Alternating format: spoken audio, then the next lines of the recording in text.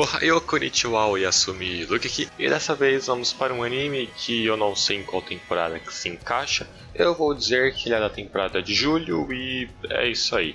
Mas o anime vai ser Great Pretender, ele que teve 13 episódios lançados e depois lançou mais 10, se eu não me engano, depois tipo 2 meses, eu acho, foi algo assim. Então, sei lá, eu não curto tanto quando fazem isso, porém, dane, você vai. E o que eu mais curto de Great Pretender, eu acho que é a essência dele, saca? A questão de que eles só vão aplicar os golpes em quem faz golpe também, sabe? Então, tipo, eles vão atacar apenas aqueles que são vilões, a gente pode dizer. Cara, eu não curto tanto esse termo pra falar pra eles, pra essas pessoas, saca? Mas seriam praticamente os vilões, então eu acho isso aí muito da hora. E uma outra coisa que eu curto é mais uma coisa pra entrar na lista de coisas insignificantes que eu acho incrível, que é a questão dos bonecos de gacha, né, que o Makoto pega. Isso é um negócio muito dane-se, mas eu acho incrível como ele age de acordo com a pessoa que ele pega, né, a pessoa histórica que ele pega. Isso eu acho muito da hora. E focando mais nos arcos, que eu acho que a melhor forma de falar sobre o Great Pretender é seguindo a ordem dos arcos. A gente tem o primeiro, que é o Ed, onde eles fazem o golpe com a Sakura Magic. Esse arco que vai para um lado muito psicológico, eu acho, pelo menos para mim. Isso aí eu acho que foi o grande diferencial dele, onde eles usam apenas uma bala comum, vendem como uma droga porque o próprio Laurent diz que se as pessoas pensarem que isso for uma droga, vai se tornar uma droga. As pessoas vão acreditar naquilo que é mais conveniente para elas. Isso aí eu achei muito da hora, é um negócio que eu realmente curto muito. O próprio Makoto acaba usando um pouco dessa questão psicológica para conseguir se aproximar do Ed, utilizando os filmes do Ed para se aproximar, falando que a droga para ele era a mesma coisa que os filmes eram para o Ed, né? Eram como os filhos, e por quanto você venderia o seu filho até que ele consegue dobrar o valor, chegar em 10 milhões, isso aí é um negócio que foi muito bem trabalhado também. Ele se emocionou num filme que seria ruim, então isso acabou sendo até um humor muito da hora. O humor de Great Pretender, no geral, é muito bom, assim como os personagens e tudo mais. Outra coisa que eu curti muito nesse arco foi a questão deles terem deixado o Salazar ficar livre para cuidar do seu filho, para sair disso e poder ter uma vida nova, tá ligado? Poder ficar mais tempo com seu filho e tudo mais, ele que não tinha essa liberdade. Então eu gostei pra caramba, velho, foi muito bem, foi um arco que iniciou muito bem, trouxe todos os personagens, apresentou eles de forma muito legais. E após isso a gente chega no arco de Singapura, onde o Makoto ele acaba sendo preso, né? Ele se entrega e depois ele sai, acaba chegando nisso depois que ele começa a trabalhar como mecânico. E o Makoto ele acaba sendo basicamente o coringa desse grupo, porque ele é aquela pessoa capaz de fazer tudo, não tem nada que ele não consiga fazer, ele é a pessoa mais versátil, eu diria. Então é bem da hora, tipo, apesar dele ter uma personalidade que eu não curto tanto, não ser um personagem que me atrai, saca? Ele definitivamente é um personagem extremamente importante para esse grupo e para todos os golpes darem certo. E nesse arco a gente tem o passado da Abby sendo mostrado, um passado muito da hora, onde ela sonhava ser uma bailarina, porém acaba perdendo tudo, perde seus pais, perde absolutamente tudo mesmo por causa da guerra, e até que ela acaba tendo um ódio muito grande do Lewis por conta disso, e ainda assim consegue perdoar ele depois da última corrida, onde o Lewis acaba pilotando no lugar dela e acaba pedindo desculpa e tudo mais, véio. Foi uma cena muito bacana, onde ela fala que já tinha perdoado, que não tinha mais nenhum ódio por conta disso. Mas ainda assim o Sam acaba sendo enganado por conta de uma película que fazia os fogos de artifício mudarem de cor na visão dele, mostrando que o Laurent estava preparado para absolutamente tudo, por mais errado que as coisas fossem dar, ele conseguiria fazer isso dar certo, até que depois acabam brincando que sempre tem que improvisar para as coisas darem certo. Eu realmente gostei muito disso. E então a gente chega no arco de Neve de Londres, que seria o arco do quadro, né, da pintura, onde eles vendem um quadro que tinha um valor exorbitante por um valor extremamente baixo e acabam perdendo uma boa grana por isso, e depois tentam recuperar esse mesmo quadro. E de fato conseguem, com a Cynthia desembolsando uma boa grana para conseguir comprar o quadro, e o James, que queria ficar com esse quadro, não consegue ficar. Ele que também usava a Farah, um negócio muito top de ser mostrado.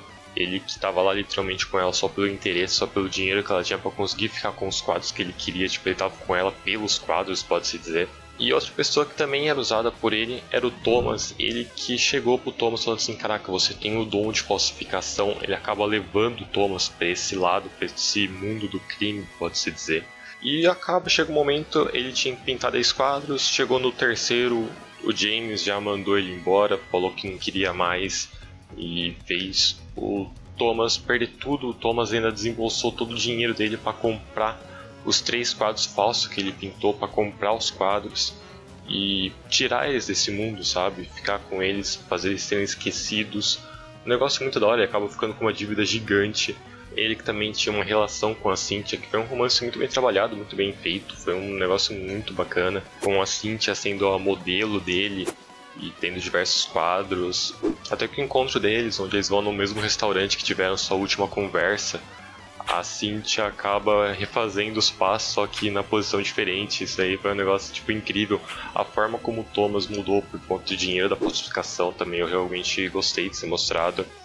E aí o Thomas ele acaba pintando esse quadro, né, de Londres, consegue enganar o James, e no final de tudo o Makoto acaba vendendo o quadro verdadeiro, porque ele queria que a pintura falsa ficasse na casa, né, da pensão que ele estava morando, por conta que ele achava que a pintura falsa era melhor, até que a filha do dono, se não me engano, acaba dizendo que de fato era uma pintura melhor, ela transmitia algo a mais, não era só uma pintura, tinha um sentimento.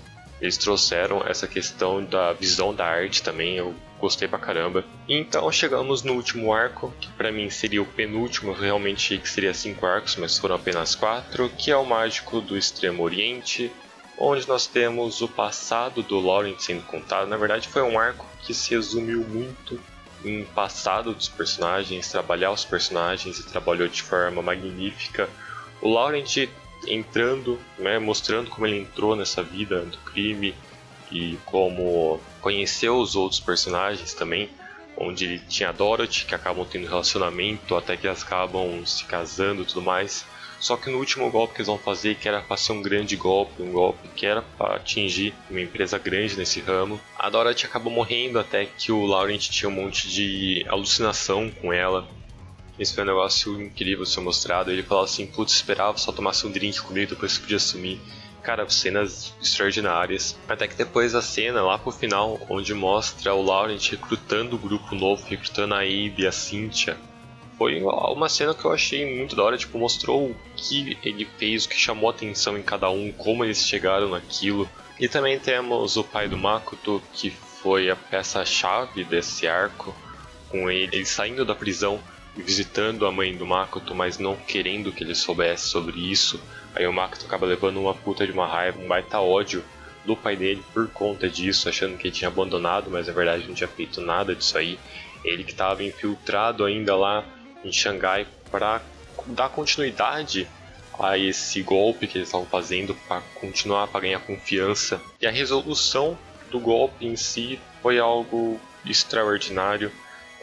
Eu conversei com o Ni sobre esse episódio em específico, né, o penúltimo episódio, e a gente chegou praticamente à mesma conclusão. Eu acredito que ele vai fazer um vídeo sobre o Great Pretender, então se quiserem ver, o link do canal dele está aqui na descrição. E o que a gente chegou em conclusão foi que aquele episódio ele estava preparando a gente para algo incrível, ou eles simplesmente viajaram demais e o negócio tinha ficado uma grande merda.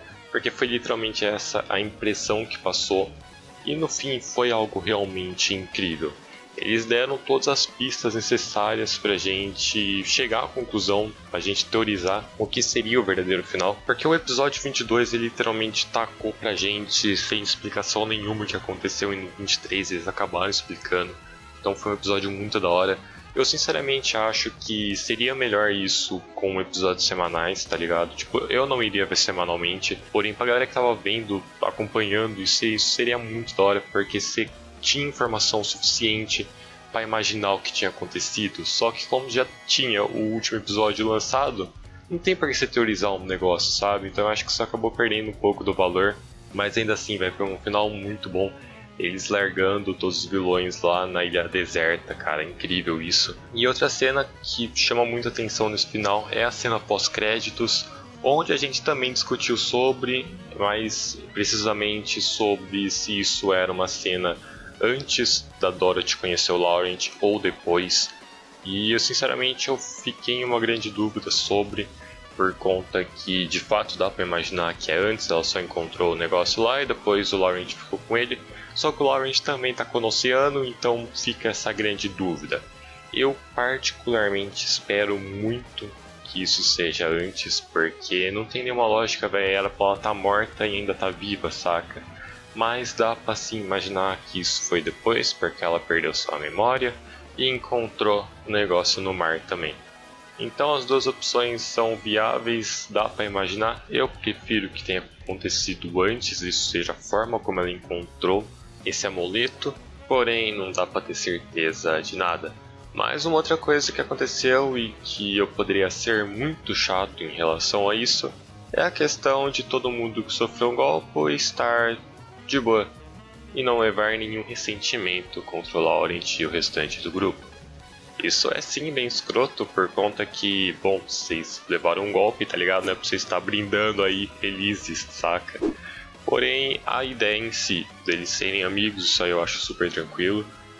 Mas a ideia deles ficarem de boa é bem questionável. Até porque isso aí você tá literalmente vendendo um produto falso, então você tá meio que cometendo um crime também, saca? Então é meio difícil de conseguir defender, porém eu não vejo isso como algo completamente ruim. Mas é isso, não tô aqui com a cabeça de ninguém. Muito obrigado a quem assistiu, diga nos comentários o que vocês acham, e é isso, sayonara.